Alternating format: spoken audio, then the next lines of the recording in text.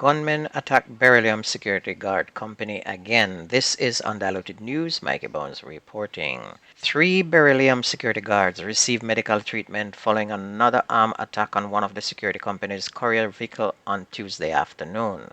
The attack occurred at the Total Energies gas station in Harborview in Kingston. Reports are that about 12:55 p.m., two of the security guards went inside the Jamaica National ATM to reload the machine with money when a black motor vehicle with armed men drove up to the busy plaza. A man armed with a rifle alighted the vehicle and sprayed bullets at the third guard who was providing cover. The security team in response then returned gunfire. The 3 guards received minor injuries in the attack and were removed from the scene by another beryllium logistic manager to receive treatment. The Communications Forensic and Cybercrime Division has now been contacted to extract video footage from the CCTV cameras which are installed at the gas station. However, the gunmen were unsuccessful in their bid to get any cash, while the getaway vehicle was later found abandoned in the Harborview community. The People's National Party said it has relieved Tyrone Guthrie of the position of Provisional Councillor candidate for the Friendship Division in Westmoreland following his arrest and charge on allegations that he forcibly abducted and raped a 16-year-old girl. The PNP in the statement said the allegations are deeply troubling and unacceptable, and it has also commended the swift action taken by the police in the matter, which resulted in Guthrie turning himself in. The party said justice must be served and due process followed to ensure a fair and thorough investigation. And it said it stands firmly against any form of violence or sexual abuse and will closely monitor the development of this case to ensure justice is served. The Hanover police have charged a 21-year-old man accused of using a firearm last month to threaten a woman with whom he reportedly had an intimate relationship. Calcito Simit, otherwise called Devin, of Kingsvale in the parish, has been charged with possession of a prohibited weapon, assault at common law, kidnapping at common law, and using a firearm to commit a felony. And it's reported that on September 17, Simit visited the home of the complainant in Rock Spring and demanded that she leave with him. When his demands were not met, he reportedly brandished a firearm and forcibly took the complainant from her house, while threatening to harm the rest of the family if they contacted the police. He subsequently fled the area with the complainant in a motor car. The police were alerted and Simit was apprehended during an operation of September 27 in Montego Bay, St. James. The complainant has been rescued. Police investigators in Trelawny said that they are following leads in their investigations into the murder of 4 people at a house in Duenvale on Monday night. 2 women and their common-law spouses were shot dead at a 2-story house on Mountain Lane. Their 51-year-old Cordell Graham and his partner, 43-year-old Nicole White, as well as 21-year-old Amelia Livingston and her partner, 27-year-old Akeem Robinson. Children ages 3 and 9 were unharmed. Assistant Commissioner Clifford Chambers, head of the Area 1 Police, said that the police believe that the incident may have stemmed from a double murder that occurred in 2017. In that incident in November of 2017, one of the deceased in this matter was identified as one of the shooters in that double murder, where a 25-year-old woman was shot and killed and her 8-year-old son.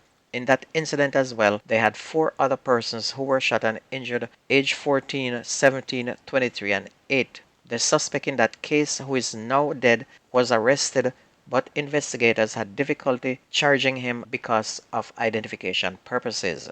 ACP Chambers said another theory the police are pursuing is that the now deceased suspect in the 2017 murder, Akeem Robinson, was an alleged scammer who had been in conflict with people from Kinloss, which is another Trelawny community. The contract killer turned state witness in the Everton Beaches Stout McDonald trial yesterday revealed gruesome details about how McDonald's wife Tonya died at the hands of Oscar Barnes. Barnes is jointly charged with McDonald for the July 2020 murder of the businessman's second wife. Tonya's charred body was found beside her motor vehicle on July 20 of 2020 on the Sherwood Forest Main Road in Portland. Delvin Minot, who is a witness and one of the men who has been charged, said Tonya wrestled with Barnes while he choked her from behind and began stabbing her while they were inside her Toyota Axia motor car. He said Tonya ended up on the back seat of the car because of how intense the struggle was between herself and Barnes. Minot, who is serving a 19-year sentence for his role in the killing, said he watched as the man who was subcontracted to kill Tonya completed the task. And it was too gruesome, so we won't tell you anymore. But this man Beaches Stout is a wicked man. Not only did he kill his second wife, but he also killed the first one as well. But this second wife know that he killed the first wife too. But because he's rich, she never care. She marry him same way. So now she end up dead as well. A 25-year-old man was killed on McGill Street in Old Porus, Manchester on Monday. He is Jamario Sewell of Redbury in Porus. It's reported at about 8:15, Mr. Sewell was among people sitting on a veranda when they were ambushed by men armed with guns.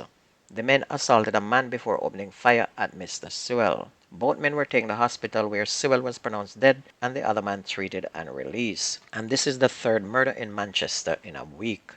The other shootings occurred in New Green and in Mile Gully. There was a double murder in the St. Catherine North Police Division yesterday morning. Explosions were heard along Young Street in Spanish Town about 8:30. When the shooting ended, two men were seen with bullet wounds. One died at the scene while the other was transported to hospital where he succumbed. One of the men has been identified by his alias Crimey. Now, on to sports. We're going to start with Manning Cup. Yesterday, St. George's drilled Jose Martis 7-2. Jamaica College battered Cumberland 8-1. Hydel were 4-1 winners over Camperdown, while Kingston College and Calabar played to a 1-all draw. Charlie Smith were 5-0 winners over Penwood. Eltham was 3-1 winners over Dunoon, while Jonathan Grant and Haile Selassie played to a 0-all draw. Denham Town massacred Greater Portmore 7-0, while Campion College was 1-0 winners over Arden, and Waterford was 3-0 winners over Pembroke Hall. Now on to the Costa Cup. Anata Bay was 6-2 winners over Iona in their the Costa Cup match. Ferncourt played to a 2-all draw with Discovery Bay. York Castle hammered Abbott Gallimore 4-0. Russies was 8-0 winners over Merlin Utti. Green Island 5-0 winners over Cambridge, while Petersfield edged Black River 3-2. Belair was 6-0 winners over Mayday. Manchester hammered Mount St. Joseph 3-0. The Cartridge College was 5-3 winners over Cross Keys. Clarendon College was 5-0 winners over Thompson Town, and Denby and Old Harbour played to a 2-all draw, while Vere beat Tasha Golding 3-0. Newell beat Roger Clark 18-1. And that's going to be news and sports on your favorite community radio. My name is Mikey Bones. Have a wonderful day, everybody. I gone.